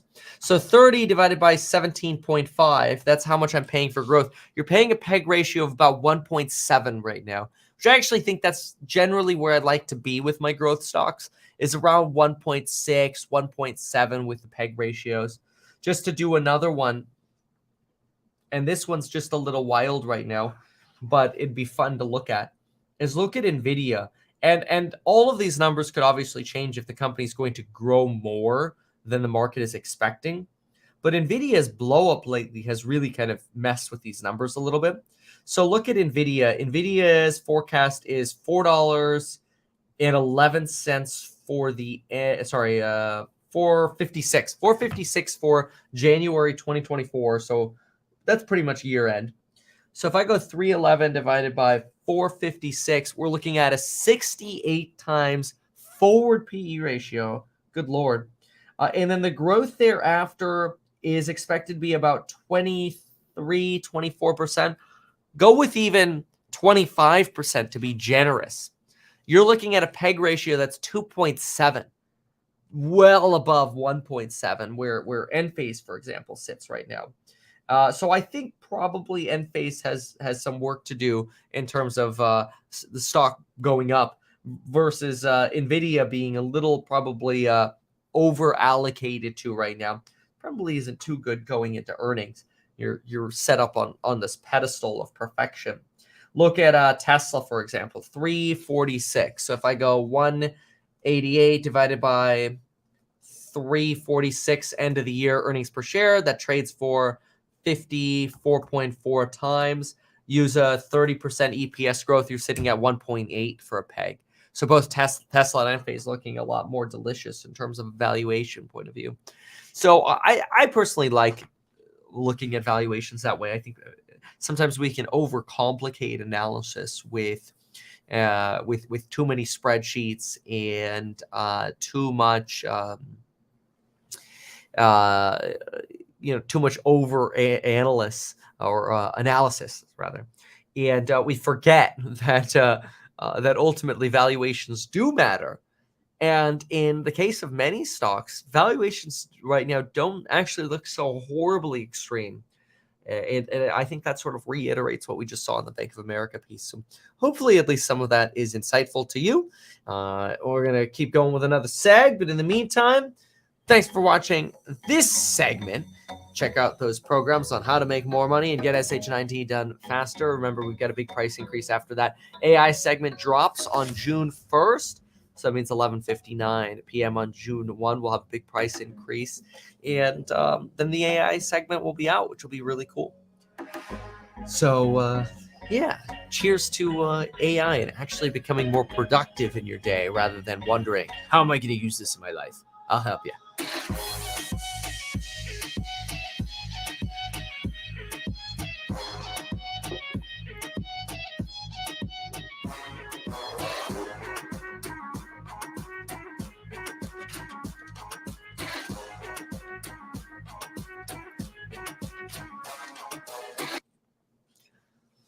Someone here says, Enphase follows a pattern. When Enphase was at 320, many were predicting a fall to 155. I was one of those people. I actually said 165. I said 165 is your back up the truck target. But you want to start nibbling around 200. It's probably a little early, mostly because we didn't know that it would go to 165 with certainty. But yeah, I mean, the 300 on Enphase was just dumb. But that's been known. All right, so let's see what we have. Oh, this Disney fuse with Ron DeSantis is so exhausting. I actually think it's hurt him. Now Disney's shutting down some of their plans to relocate office, like 2,000 workers from California to Florida, and they're shutting down their Star Wars hotel, which wasn't doing that great anyway, but still. Crazy world we live in. All right. That's the problem with politics, though. Politics sucks.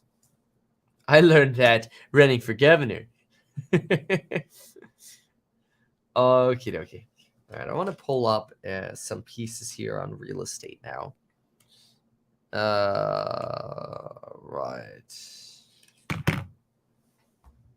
All right, let's see here.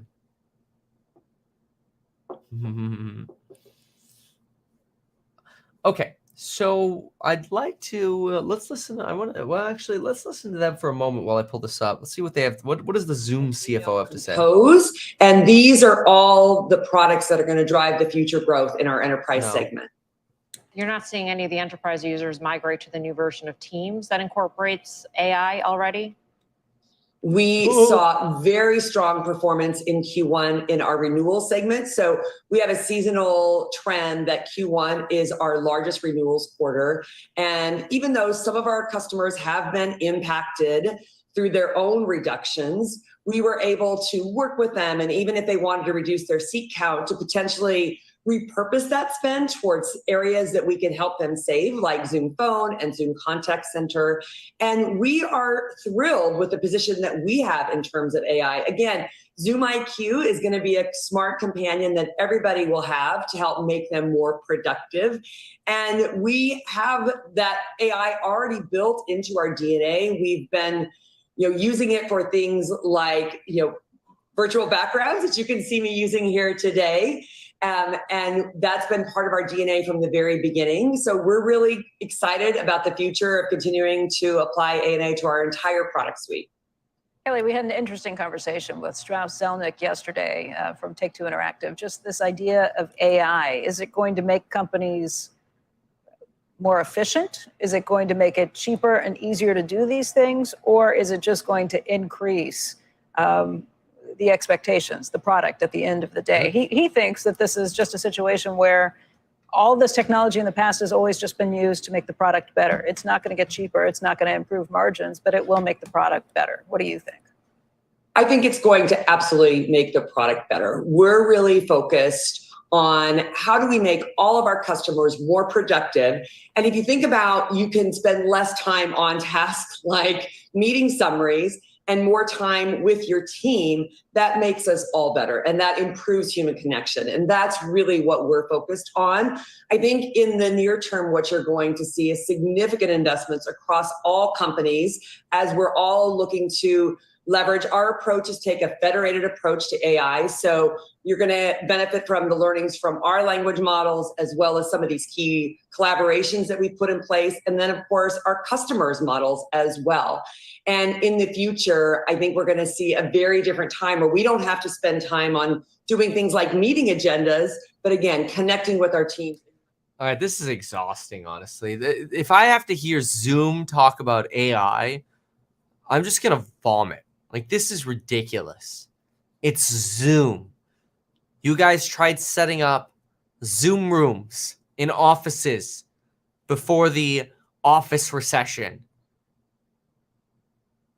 You guys, I don't. I'm just gonna stop saying anything because it's just gonna be mean.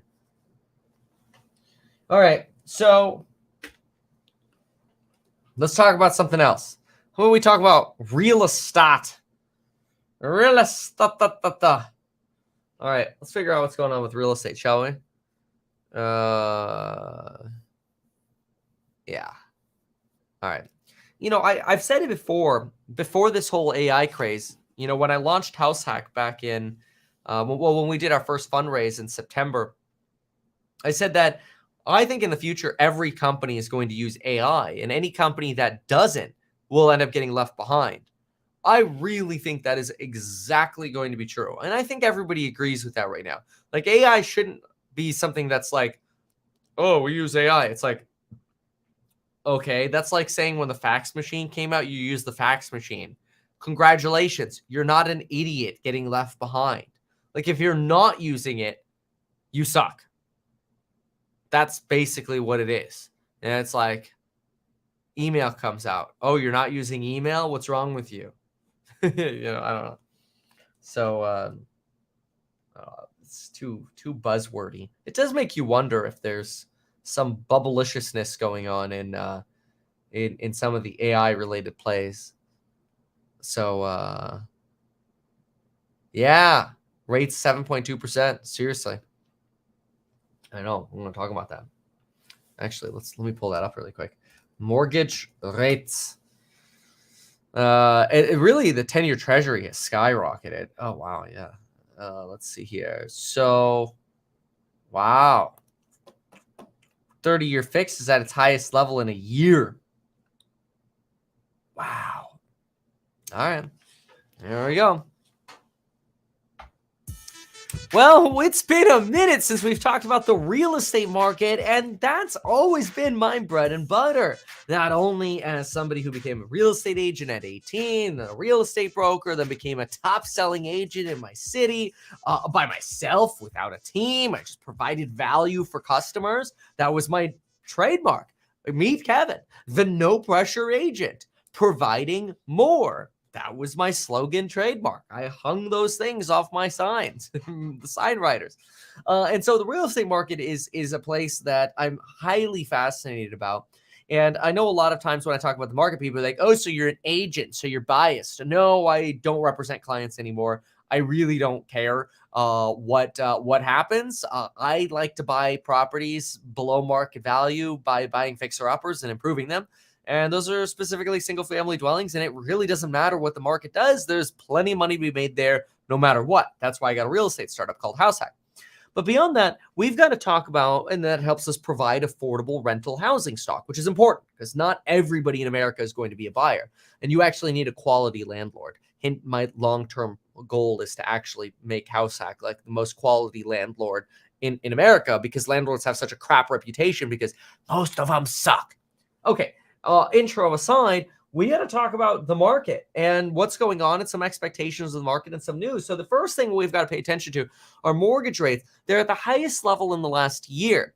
10-year treasuries have actually skyrocketed since the banking crisis lows of around 3.3%, all the way to about 3.74%, which has basically led mortgage rates to go up. Remember how to track mortgage rates. You just want to Google mortgage rates, and then go ahead and set the credit score to the best credit score you generally get rates under, which is 740. Some credit unions want 760, but generally 740 and up, you're going to get the best credit score. But when you first look at Google, you might end up with like a 720, which will make rates seem even higher. But if every single day you just look at the same rate, you can kind of track what's going on. And right now, the 30-year fixed is back over 7.25%. It's very expensive. New construction home builders are able to buy down this rate, and they're the ones who are actually driving, in my opinion, some of the largest amount of housing price appreciation or catch-up appreciation. That's potentially problematic because, first of all, new construction homes have already taken double the market share that they usually have. They're somewhere around 30% of all sales are new construction homes.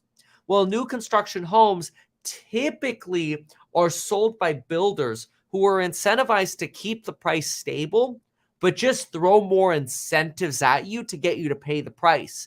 So you could actually artificially prop up prices with new construction home sales because, for example, if somebody's willing to pay $500,000 for a house with a 3% interest rate, but then they're willing to pay $500,000 for that same house with a 7.25% interest rate, if they get $100,000 of upgrades, well, as a comp, it still looks like a $500,000 sale, even though it technically sold for $400K, $100K off of that price for incentives.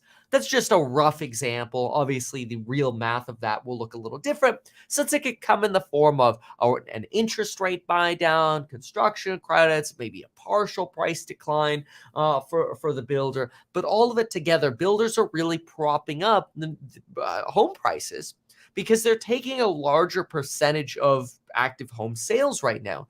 And that's normal because we are actually in this bizarre time where people aren't selling because they've locked in low interest rates of the past via 30-year fixed rate mortgages. To some extent, it's possible that the United States housing market may never see an actual real housing crash again, thanks to the 30-year mortgage. Now, I don't want to come across as saying, oh, housing's never going to have a correction. We don't know. I mean, of course that could happen. And markets are cyclical, right? The housing market is cyclical, which means it goes up and then it goes down. There's a real estate cycle. But what I do believe is that the 30-year mortgage has compressed that cycle, and that wave of the up and down has potentially gotten squeezed, or at least the bottom's gotten squeezed by the 30-year mortgage, because people aren't forced into selling even if their equity potentially goes negative for the short term. That's very different in the stock market, where people get emotional and can trade instantly. And there's no lock-in period, right? You're almost locked in with real estate with that 30-year mortgage, even though you're not. And real estate can have good liquidity if you know what you're doing and you know how to price real estate. It's surprisingly, I mean, I sold all of my real estate in the first, almost all of my real estate. I've got 5 properties left, but I sold about 20, 21, or was it 22? Somewhere around there. Over $20 million of our own personal real estate that we sold at the beginning of 2022. And people were saying, Kevin, there's no way in March and April of 2022, you're going to be able to sell this real estate quickly. And wow, within 3 months, it was all sold. Real estate can be surprisingly liquid, again, if you know what you're doing. But the argument here is we don't know necessarily that because of this 30-year lockup that there's going to be some kind of large correction to the downside in the housing market. There is one way the housing market could correct, and we're going to go through some indicators of this and some stories in a moment. But the biggest thing that you want to pay attention to see if housing is going to correct is inventory. And so far, housing inventory has still not risen. That keeps pressure on prices. And this could set up actually the paradox of interest rates. The paradox of interest rates is the following. Ordinarily, when interest rates fall, home prices go up. The factor is 10 to 1. When interest rates fall 1%, home prices or purchasing power by buyers should go up 10%. 1% decline in rates, 10% increase in purchasing power. But if inventory goes up 20%, you could actually see a net negative. So in other words, the inventory paradox or this interest rate paradox would be as interest rates eventually fall, will we see more inventory and an inventory normalization, which actually puts pressure on prices? It's possible, but nobody knows. The point is, it's not a foregone conclusion that real estate is just going to moon again when rates go up. Now, that's not to say that real estate is going to crash, but we're not going to see this sort of COVID mooning necessarily as rates fall again, because there's likely going to be an increase in inventory. Now, beyond that, housing prices are negative year over year. And let's look at some data here. So housing prices are negative year over year, about 3 to 4%, depending on where you're looking. Now, it's actually surprising because housing prices have done well to somewhat catch up with what housing prices did last year. The black line is 2022. The blue line is 2023. Had this blue line stayed flat, we would be at somewhere around negative 10 to 15%. If you looked peak at about 387 nationwide to trough at about 341, well, 341 divided by 387 was about a 12% decline in home prices. Nationwide is what we saw peak to bottom. Well, that's already behind us. And right now, year over year, we're only down about 3 to 4% in most areas, which is good. However, inventory is also really dangerously low. In fact, I believe inventory levels are even lower than where we were. Let's go to active listings over here. Where was it? There it is. Inventory levels, I believe, are even lower than where they were last year. Let's see here. These are active listings. Maybe we go to new listings. So here are active. We'll go there as well. Here are active listings. So we actually have more. Oh, that's really interesting. More active listings. Wait a second here. Active listings. Yeah, number of active listings. Oh, that's actually very surprising. Okay, well, we'll look at the data and try to understand it here. So we're closer to 2021 in the number of active listings that we had here at the beginning of the year. It's possible that at the beginning of 2022, as interest rates started rising, active listings were somewhat depressed. But this is interesting to me that we actually have a little bit more on the active listing side right now. Let's look at new listings, how many coming onto the market. This is where you see less new inventory coming on. You actually have more sitting on than more active listings sitting than you had in 22. That's pretty surprising, but it's good to know. It's what the data is. So now here's what's interesting though, is look at this. Here's how it could flip-flop. See how we could have an intersection here?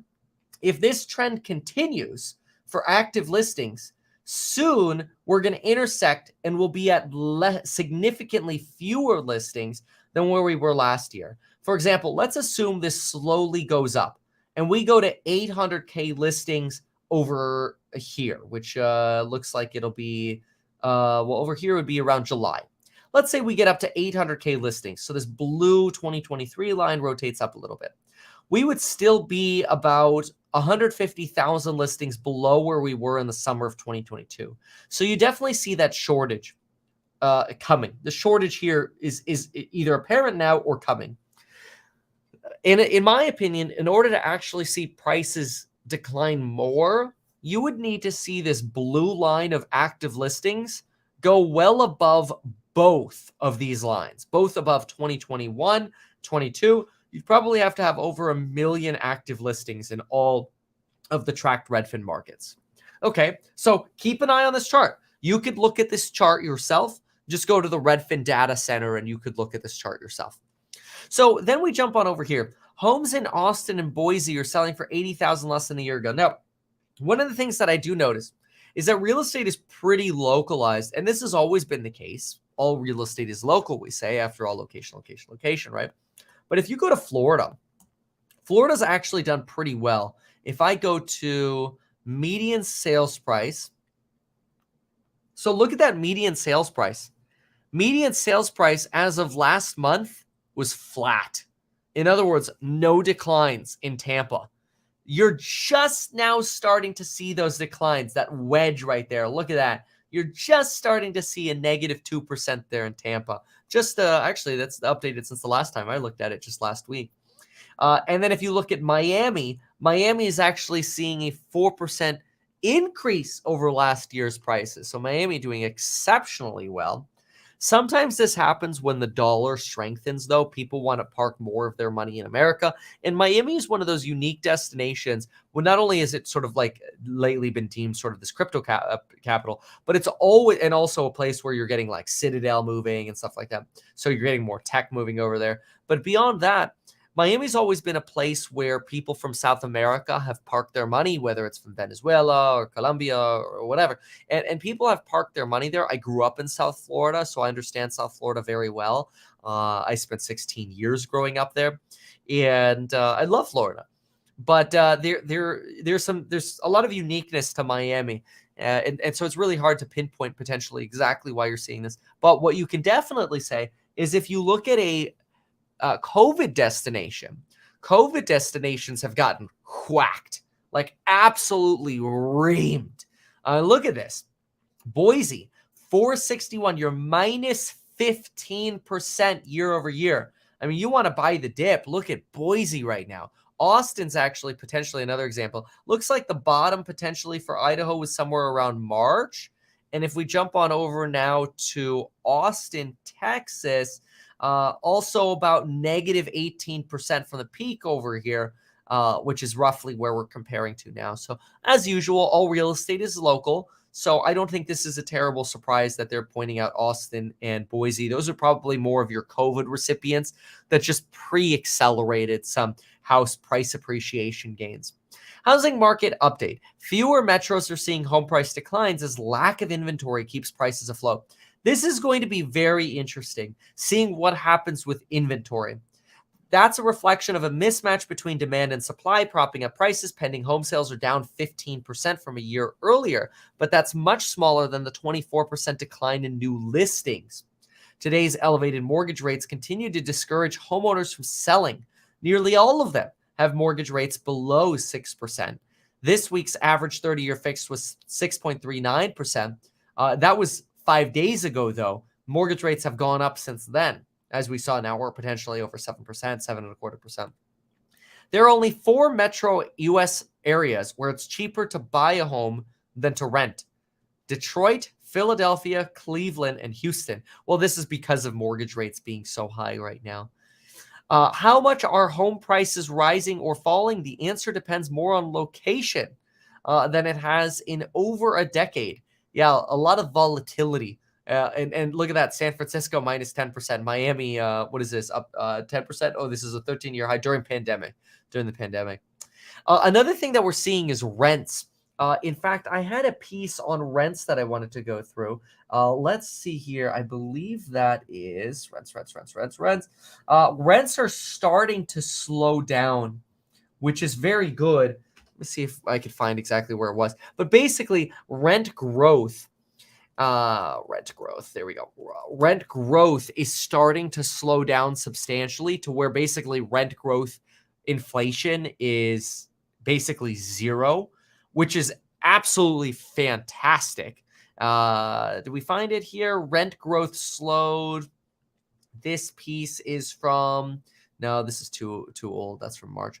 I can't remember exactly where it was. But the point is, rent growth has almost hit zero year over year. And that's really phenomenal. We want to see rent growth slow down because it's a really big piece of inflation.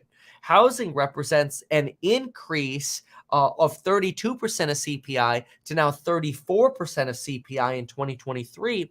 And rents at the beginning of the year have still been growing relative to 2022.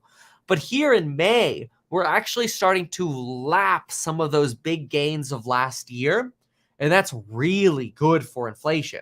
So if you're looking, if you're looking for good news about potentially for the stock market or for inflation, you've got good news in the face. Oh, here it is. I found it. It's from May 11th.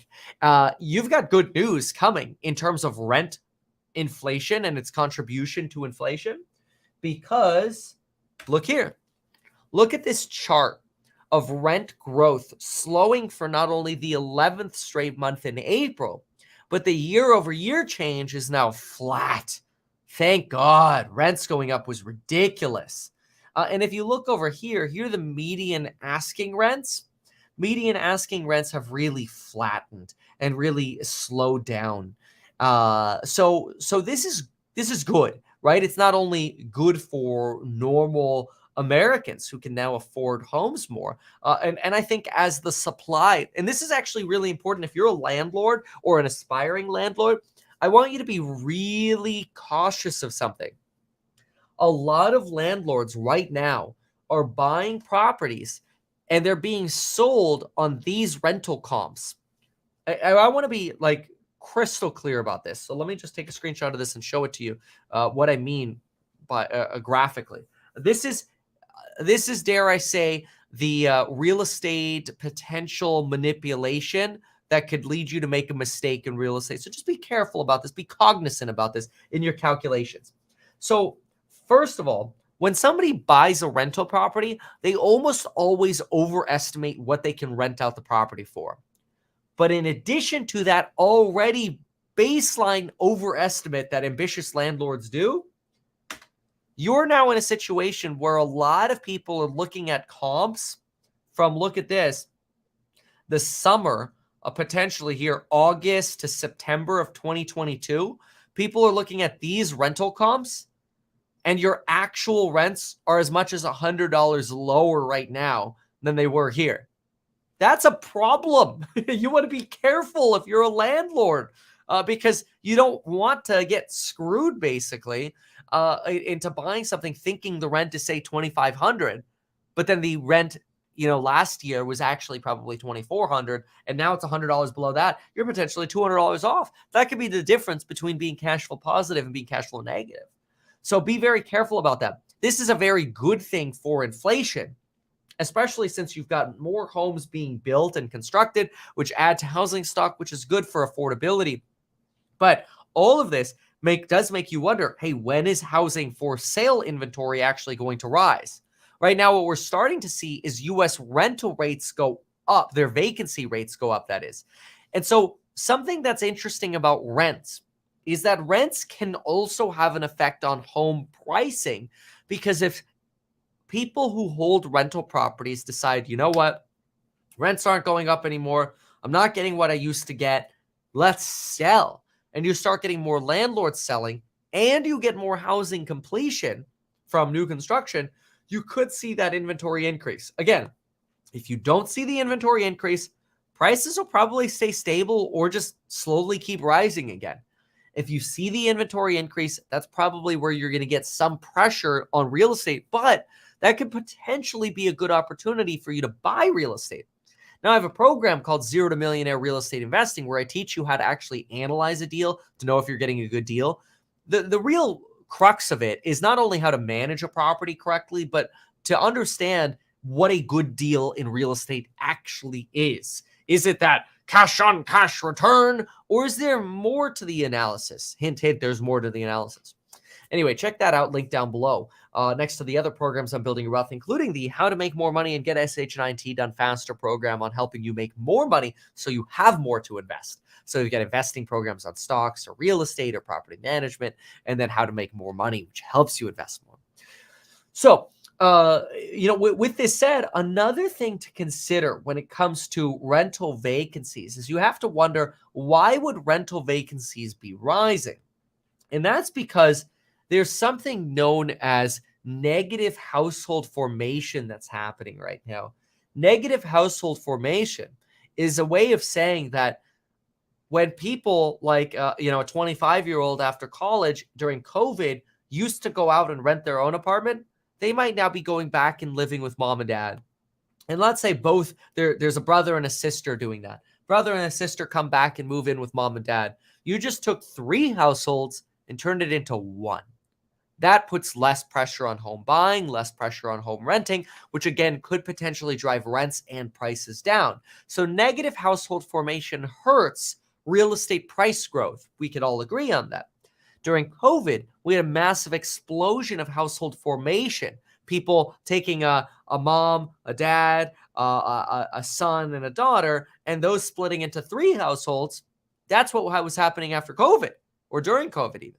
Whereas now the opposite is happening. It's like you're putting the pieces of the egg back together. It's kind of weird. That is a negative on real estate. So the good news for real estate is that inventory has remarkably stayed low. That is a great support for real estate. And if it stays that way, real estate will continue doing just okay. It'll be totally fine.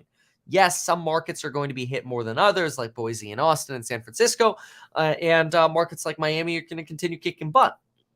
But if we do get a surge in inventory, there might be some opportunities for you to negotiate better deals or be in a position where you actually have more choice again, which will actually be nice, hopefully around the same time that rates fall, which will be an interesting paradox, that rates could go down and you might have more leverage over sellers because you'd think there'd be more buyers to offset at that point, right? Maybe not, especially how many people sort of got hurt during this last recession. If everybody ended up moving to cash who would have otherwise bought and they missed out on potential stock market gains, then that's oopsie doopsies. And maybe because of that, you end up having less buyers. But who knows?